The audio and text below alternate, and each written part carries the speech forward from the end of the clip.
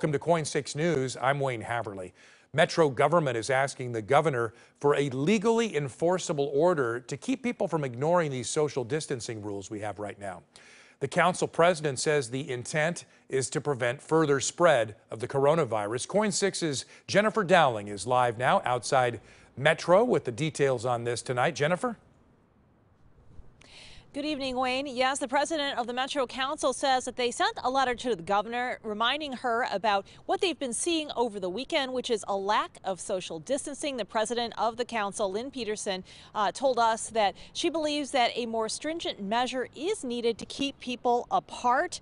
She feels that in order to flatten the curve, that legally enforceable action must be ordered. So there's more teeth behind the stay home, stay healthy rules Governor Brown talked about on Friday. Metro Council President Lynn Peterson also said she saw her own example of people not observing safe practices while she was in a crowded Safeway store in the Lake Oswego area. She says when she reminded one of the older shoppers about social distancing, they kind of shrugged it off. While I was in Safeway getting something for my mom, people would not stand 6 feet away apart from each other, right? There's been reports from all over the region of lines, people standing shoulder to shoulder. So while most of us are actually doing what we've been asked to do, it appears that not enough of us are actually taking that seriously.